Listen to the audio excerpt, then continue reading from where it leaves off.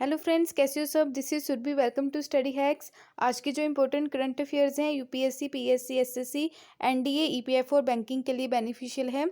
आइए आज की जो इंपॉर्टेंट न्यूज़ है रिलेटेड टू अर्मीनियन जिनोसाइड के बारे में है। क्या हुआ था, जब वर्ल्ड वॉर फर्स्ट के टाइम जब टर्की जो था एक ऑटोनोमन अम्पायर हुआ करता था और काफ़ी ज़्यादा छोटा हो गया था पहले के मुकाबले। लेकिन उस समय उन्होंने क्या किया, जो अर्मीनियन थे उनकी बड़ी मात्रा में किलिंग की गई, यानी कि उनको मारा गया। वर्ल्ड वॉर फर्स्ट कब हुई? 1915 टू 1918 के बीच में। ठीक है, वर्ल्ड वॉर फर्स्ट देखने को मिली आपको। अभी जो रिसेंटली जो न्यूज़ में देखने को मिल रहा है कि जो बाइडेन जो यूएसए के हाल ही में प्रेसिडेंट बने हैं, उस पर्टिकुलर जो किलिंग की गई थी उसको जेनोसाइड का दर्जा दिया गया है। सबसे पहले हम मैप में देख लेते हैं अर्मीनिया है कहाँ पे। ये है टर्की। यहाँ पे आपको अर्मीनियन रीजन देखने को मिलेगा। यहाँ पे जॉर्जिया है, ईरान। यहाँ पे लेक वैन देखने को मिलेगी जो टर्की में है। टर्की की कैपिटल क्या है? अंकारा। यहाँ पे ब्लैक सी है, मेडिटेरियन सी। यहाँ पे सीरिया और यहाँ पे इराक देखने को मिलेगा। जो अर्मीनियन जो डायस्पोरा है, 24 अप्रैल को as a Armenian genocide remembrance day celebrate किया जाता है। अर्मीनियन जिनोसाइड को first genocide of 20th century भी बोला जाता है। इसको रेफर किया गया systematic annihilation of Armenians of Ottoman empire to 1915 to 1970। Genocide का मतलब क्या रहता है? नरसंहार, यानी लोगों को जानबूझकर मारना ताकि उस पर्टिकुलर जो पॉपुलेशन है उसको पूरी तरह ख़त्म किया जा सके। लाइक हिटलर भी आपको देखने को मिला, उसने जूइस को मारा था।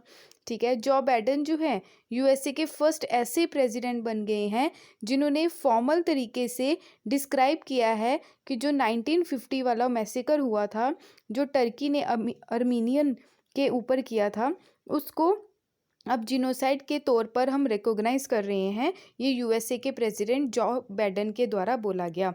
इससे क्या होगा, जो यूएसए हैं, यूएसए और टर्की के जो रिलेशंस हैं उसमें भी प्रॉब्लम्स देखने को मिल सकती है। फर्स्ट वॉर के बाद 1914 जब ब्रोक हुई थी फर्स्ट वर्ल्ड वॉर, उसके बाद ही ऑटोनम टर्क्स जो हैं पार्टिसिपेट किया उन्होंने वॉर में। हुआ क्या था बेसिकली, हिस्टोरियन का ऐसा मानना है कि जो लैक ऑफ अर्मीनियंस थे उनको मारा गया, ठीक है, डिजीज़ की वजह से। टर्की का ऐसा कहना है कि जब उनकी फोर्सेस हार गई, रशिया ने टर्की को बुरी तरह से हरा दिया। और यहाँ पर जो ऑटोमन टर्क्स थे उनका कहना था कि जो क्रिश्चियंस अर्मीनियन हैं उन्होंने हमें धोखा दिया, और इसी की वजह से जो टर्की थे उनका गुस्सा अर्मीनियंस के ऊपर आया और उन्होंने उनको अलग अलग जगह जगह भेजना शुरू कर दिया। बिना कुछ खाए पिए वो अलग अलग जगह गए, कभी सीरिया तो कभी अफ्रीका। उनको भूखा ही छोड़ दिया जा रहा था। ठीक है, 24 अप्रैल 1915 का जो ऑटोमन टर्किश गवर्नमेंट है उन्होंने ऑफिशियल्स जो थे उनको, थाउजेंड ऑफिशियल्स थे अर्मीनियम इंटेलेक्चुअल्स के, उनको अर्मीनियम जिनोसाइड मतलब उनको मारना शुरू कर दिया था। ठीक है, ये आपको पहले ही बता दिया। अप्रॉक्सीमेटली कितने थे? 1.5 मिलियन अर्मीनियंस थे जिनको मारा गया। सिग्निफिकेंट आपको ये देख सकते हैं, सिग्निफिकेंट ये रहेगा कि यूएसए गवर्नमेंट है वो लिटिल लीगल इम्पैक्ट देखने को मिलेगा। टर्की के रिलेशंस ख़राब हो सकते हैं इससे। ठीक है, एम्बेरसमेंट, बिकॉज जो टर्की है उसको बाकी कंट्री से भी क्रिटिसाइज जो है वो देखने को मिल सकता है, एम्बेरसमेंट देखने को मिल सकती है। ठीक है, 30 कंट्रीज़ ने ऑफिशियली रिकॉग्नाइज किया है अर्मीनियन जिनोसाइड। ठीक है, सिग्निफिकेंट बेसिकली क्या हो सकता है, जैसे यूएसए ने क्या किया था, रिकॉग्नाइज कर रही है, बेसिकली सिग्निफिकेंस है क्या ये आपको बता देती हूँ। देखो, जो यूएसए है, यूएसए का किसी भी चीज़ को लेके स्टेप लेना पूरे वर्ल्ड के अंदर ये एक बड़ी बात हो जाती है। ठीक है, बिकॉज इससे क्या होगा कि जो बाकी की कंट्रीज़ हैं उसे भी धीरे धीरे रिकॉग्नाइज करना स्टार्ट कर देंगे, और जो एम्बेरसमेंट है इंटरनेशनल लेवल पे तुर्की को फेस करनी पड़ सकती है। ये था जेनोसाइड का जो मुद्दा है। ये 30 कंट्रीज़ हैं, आप देख सकते हैं, जिन्होंने ऑफिशियली रिकॉग्नाइज कर रखा है जेनोसाइड को। ठीक है, इंडिया जो है उसने रिकॉग्नाइज नहीं कर रखा, यानी कि इंडिया जो है वो भी फॉर्मल तरीके से इसको रिकॉग्नाइज नहीं करती है। ठीक है, नेक्स्ट है प्रोजेक्ट दंतक। प्रोजेक्ट जो दंतक है, रिसेंटली ही जो प्रोजेक्ट दंतक है जो भूटान में अपनी डायमंड जुबली सेलिब्रेट कर रहा है, ठीक है। Project Dantak one of the oldest project है ये, ब्रोका यानी कि बॉर्डर रोड्स ऑर्गेनाइजेशन का, जो कोमेमोरेट किया किसकी यादगिरी में, डायमंड जुबली सेलिब्रेट हो रही है इंडिया और भूटान की।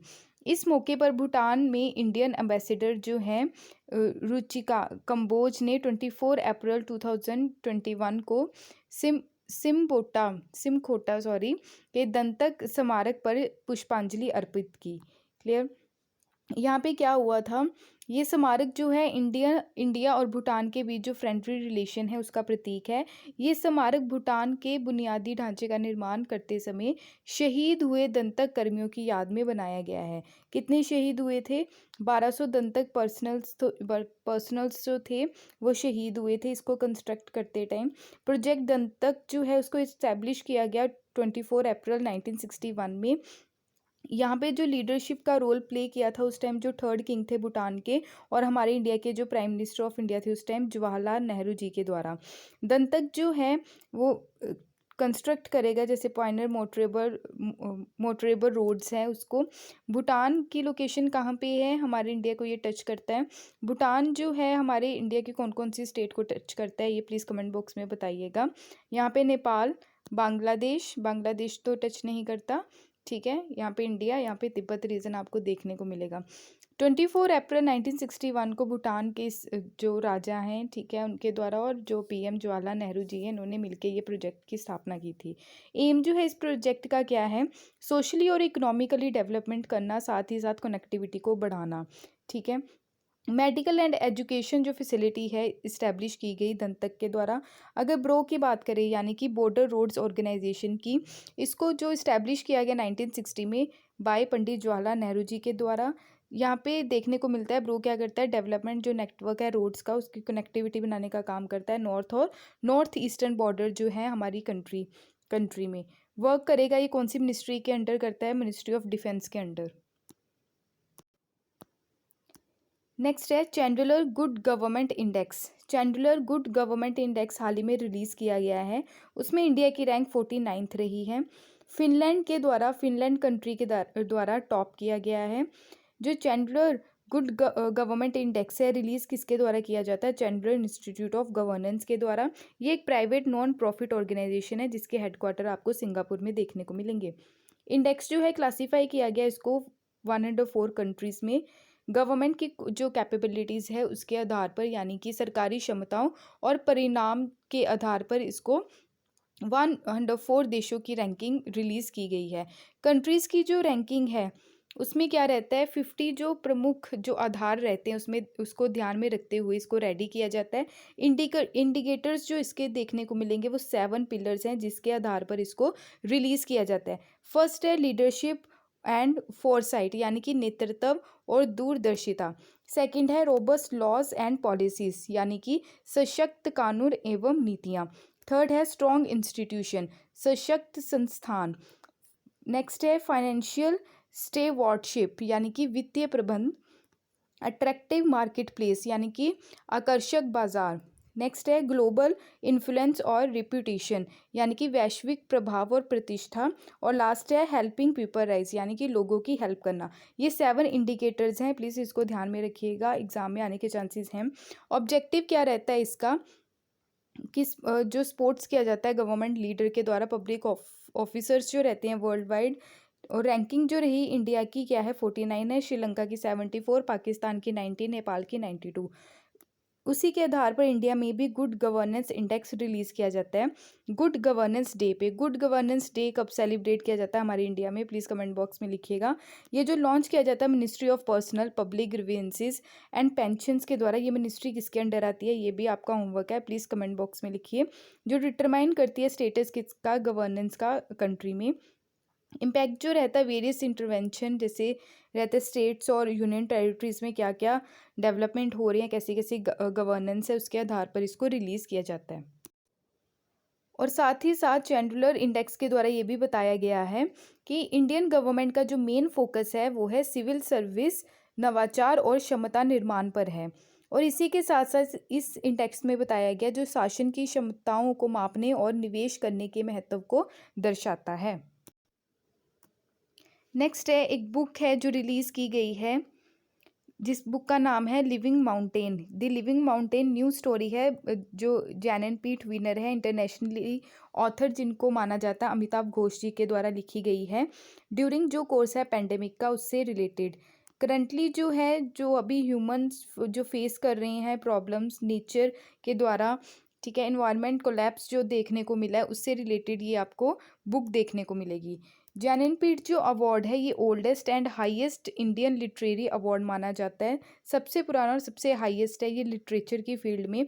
एनुअली इसको प्रेजेंट किया जाता है बाय भारतीय ज्ञानपीठ। आउटस्टैंडिंग कंट्रीब्यूशन जिसका रहता है लिटरेचर में, और जो लिटरेचर रहती है वो उन्हीं लैंग्वेजेस में देखने को मिलती है जो हमारे 8th शेड्यूल में मेंशन कर रखी हैं। कितनी लैंग्वेजेस हैं 8th शेड्यूल में, प्लीज़ ये कमेंट बॉक्स में लिखिएगा, ठीक है। और जो ये अवार्ड है ये मरणोपरांत नहीं दिया जाता, नो पोर्थमेशली कन्फ्रेल। फर्स्ट अवार्ड जो दिया गया 1965 में। रिसेंटली जो 2019 के विनर रहे हैं ये आपका होमवर्क है। फर्स्ट विनर इसके कौन से रहे हैं ये भी आपका होमवर्क है। प्लीज़ कमेंट बॉक्स में ये प्लीज़ मेंशन कीजिएगा ताकि आपकी रिवीजन साथ साथ होती रहे। नेक्स्ट है veteran Indian nuclear scientist Krishnamurthy Santhanam. हाल ही में इनकी डेथ हुई है। ये एक न्यूक्लियर साइंटिस्ट थे, ठीक है। इन्होंने काफ़ी अहम रोल अदा किया 1998 में जब न्यूक्लियर टेस्ट देखने को मिला पोखरान में। इससे रिलेटेड मूवी भी है, वो भी आप जाके देख सकते हैं। डीपली ये एसोसिएटेड रहे डीआरडीओ के साथ, यानी कि defence research and development organisation के साथ। Department of atomic energy institute for defence study and analysis. Santhanam जो थे वो डायरेक्टर भी रह चुके हैं, फील्ड डायरेक्टर डीआरडीओ में ड्यूरिंग टेस्ट जब हुआ था पोखरान सेकंड का।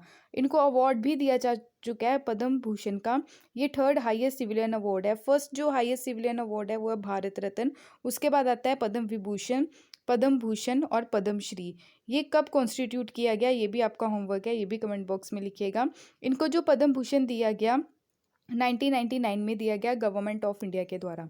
नेक्स्ट है डीआरडीओ के बारे में थोड़ा जान लेते हैं, यानी कि defence research and development organisation, जो वर्क करती है कौन सी मिनिस्ट्री के अंडर, मिनिस्ट्री ऑफ डिफेंस के अंडर। इसके हेडक्वार्टर आपको दिल्ली में देखने को मिलेंगे। फाउंड किया गया इसको 1958 में। Headquarter new Delhi. जो मिनिस्ट्री है प्लीज़ इसके बारे में याद रखिएगा। इसके चेयरमैन कौन है ये भी आपका होमवर्क है, प्लीज़ कमेंट बॉक्स में इसके चेयरमैन का नाम बताइए। नेक्स्ट है 1993 अकेडमी अवार्ड दिया गया, यानी कि ऑस्कर्स अवार्ड 2021 अनाउंस किए गए, जो लॉस एंजल्स में देखने को मिले 25 अप्रैल 2021। प्रेजेंटली ये एनुअली दिए जाते हैं, ठीक है। मोशन ऑफ पिक्चर किसके द्वारा, academy of motion picture arts and sciences के द्वारा। 2021 ऑस्कर ऑनर जो है बेस्ट फिल्म 2020 अर्ली 2021। यहाँ पे कंप्लीट लिस्ट है इसकी विनर्स की, जितने भी विनर्स रहे हैं, यानी कि जो बेस्ट पिक्चर रही है नोमैंसलैंड, बेस्ट डायरेक्टर जो रहे हैं चौली जियाओ, इसी मूवी के डायरेक्टर हैं। ये सारी आपकी लिस्ट है, ये आप इसको देख सकते हैं। जो वनडे एग्ज़ाम है उसमें पूछने के चांसेस रहते हैं। ये थे आज के इम्पोर्टेंट करंट अफेयर्स। अगर आपको अच्छे लगे हों तो प्लीज़ लाइक शेयर और सब्सक्राइब ज़रूर कीजिएगा। पीडीएफ के लिए आप टेलीग्राम को ज्वाइन कर सकते हैं। देखने के लिए शुक्रिया। जय हिंद।